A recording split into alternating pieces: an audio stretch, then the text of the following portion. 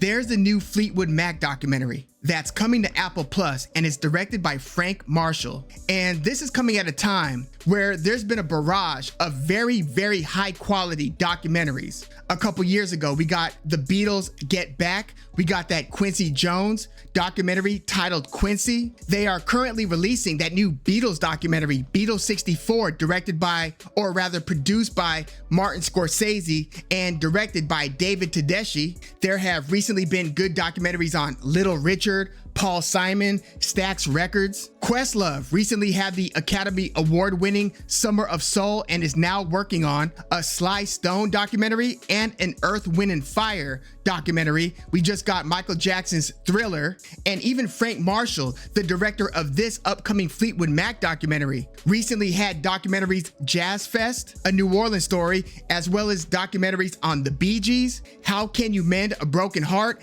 and then most recently, The Beach Boys, which was just released on Disney Plus a couple of months ago. So there's been no shortage of really good documentaries, and the next up to have their close-up is Fleetwood Mac. And there are a few things that I'm really hoping for when it comes to this particular documentary, because when most people think Fleetwood Mac, they automatically think Stevie Nicks, obviously. I mean, Rumours is one of the biggest selling albums of all time, and that mid to late 70s period is obviously Fleetwood Mac's iconic period. That's what's gotten them into the Rock and Roll Hall of Fame. That's what's made them music icons, was that mid to late 70s period, no question. But I really hope that this documentary takes its time in telling the story about the foundation of the band. So I don't want that Rumours period to be the only period that's truly spotlit. I really want them to go through the band's origins, because they didn't just wake up as Fleetwood Mac and land at Rumours. It's far from that. In fact, Stevie Nicks wasn't even in the band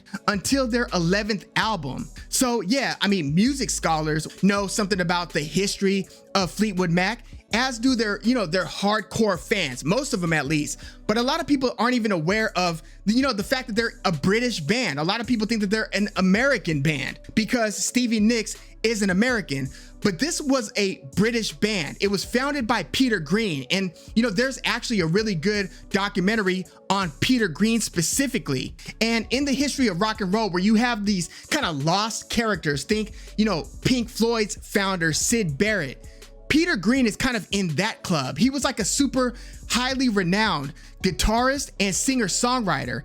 He's the founder of Fleetwood Mac. And before that, he was actually Eric Clapton's replacement in John Mayall's Bluesbreakers. The late John Mayall just passed away a couple of months ago. But Peter Green was Clapton's replacement in that band as one of its guitarists. In fact, that lineup of John Mayall's Bluesbreakers consisted of Peter Green on guitar, John McVie on bass, and Mick Fleetwood on drums. And John Mayall gave Peter Green some free studio time. And with that, Peter Green got with the bassist John McVie and the drummer Mick Fleetwood. They recorded together, and Peter Green and Mick Fleetwood started discussing making their own band. So the genesis of Fleetwood Mac comes from John Mayall's Bluesbreakers backing band, similarly to how the Eagles got their start as Linda Ronstadt's backing band.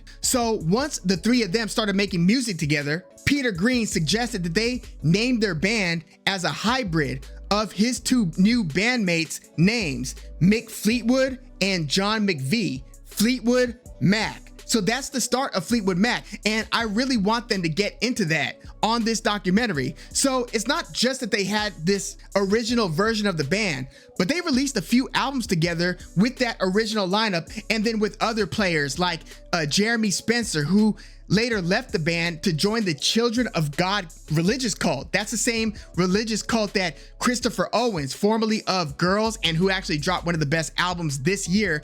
Christopher Owens grew up in that same Children of God religious group. But yeah, Jeremy Spencer eventually bounced from Fleetwood Mac to join that cult. But yeah, that original Fleetwood Mac had some good music. I like the Mr. Wonderful album, I like the next album, Then Play On. That's the band's second and third albums. Some really good bluesy instrumentals. Like they were way different then than what they would become in more of a pop style band. They were a British blues rock band with Peter Green singing the vocals. In fact, a lot of people don't even know this. The only #1 hit that Fleetwood Mac has ever had in the UK, it's not a song from Rumours, it's not Rhiannon or Landslide from the self-titled Stevie Nicks and Lindsey Buckingham debut on Fleetwood Mac. It's not from that album either. It's an early instrumental called Albatross. That's the only song by Fleetwood Mac that hit #1 in the UK. Like, who would have guessed that? So yeah, they had some really good early music. Another good song is Man of the World. That's another, early Fleetwood Mac, Peter Green written song. Even earlier in 1968, the year that they dropped that Albatross single, earlier that same year, they had the original version of Black Magic Woman. A lot of people think that that's like a Santana original. Nah, it was actually a Fleetwood Mac original, later covered and made famous by Santana. But yeah, that Fleetwood Mac version hit like number 37 in the UK. So they had some early success. And then Peter Green, it's kind of, it's one of those topics that is always discussed about what happened to Peter Green. He went to a party. I think he started kicking it with this German group at the party, started taking some LSD, which he took a lot of LSD around that time. And basically he never came back from either a bad batch or taking too much.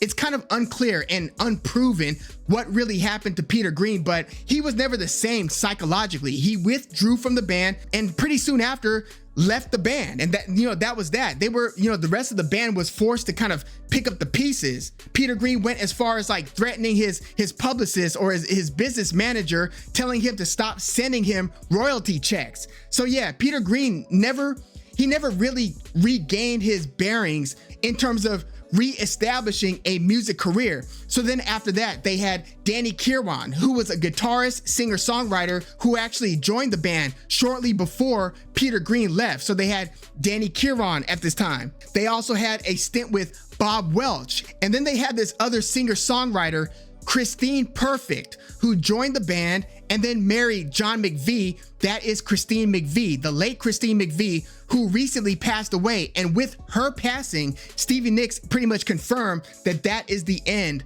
of Fleetwood Mac. This was recent. So she became a lifelong Fleetwood Mac member once she joined. So again, they had that early Peter Green era. Then they had a few years from the beginning of the 70s to the mid 70s, where it's kind of a transitional period where they had, again, Danny Kirwan, Jeremy Spencer left the band, Bob Welch, and they did have some, good music in that time. Like, listen to their Future Games album from, I think, 1971. That's a pretty damn good album. That is in their transitional phase. And then a few albums later, again, it wasn't until their 11th album that they hired Lindsey Buckingham, singer-songwriter, guitarist, and he said that he would join the band under the condition that he could bring Stevie Nicks, the singer, along with him. So Lindsey Buckingham and Stevie Nicks joined Fleetwood Mac at the same time. They had a new self-titled album because their first album in the 60s was called Fleetwood Mac. But this was their second album called Fleetwood Mac,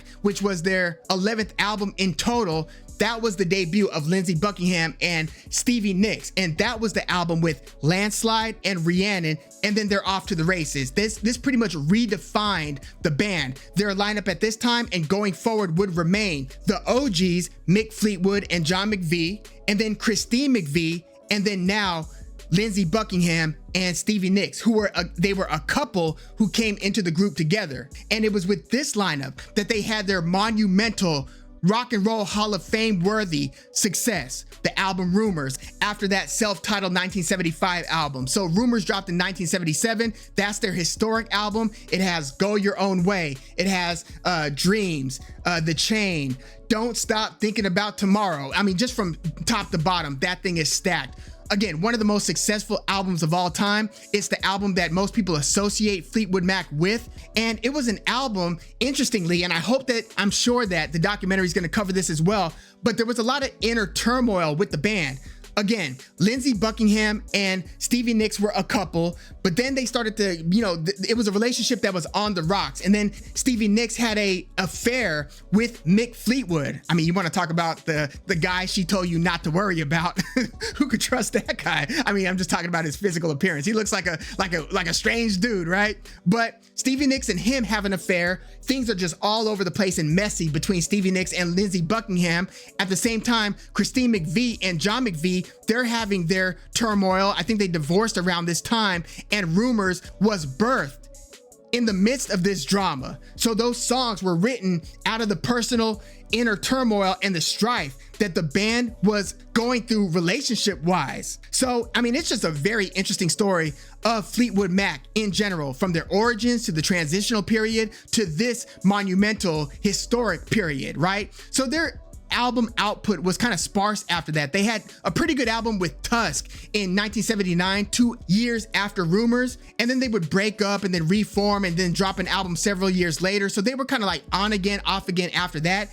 You know, things never really got back on track between Stevie Nicks and Lindsey Buckingham. In fact, there was like a recent article where Mick Fleetwood was saying, I hope that they find peace and they could patch up their differences, but they would come, you know, together for like big high profile live performances like in more recent years. We're talking like the 90s into the 2000s. But again, with the recent passing of Christine McVie, Fleetwood Mac is basically no longer. So yeah, I mean, there's a lot of drama with the band, a lot of great music with the band, and just a great story overall. So I hope that this upcoming documentary covers these different phases and gives each phase its adequate spotlight and time, rather than just emphasizing that historic mid to late 70s run that they went on with that lineup of Lindsey Buckingham, who had a really good solo album a couple of years ago. He's had a pretty good solo career overall. But yeah, listen to that album that he dropped like 1 or 2 years ago. I like that one a lot. But yeah, the lineup of Stevie Nicks, Lindsey Buckingham, John McVie, Mick Fleetwood, and Christine McVie.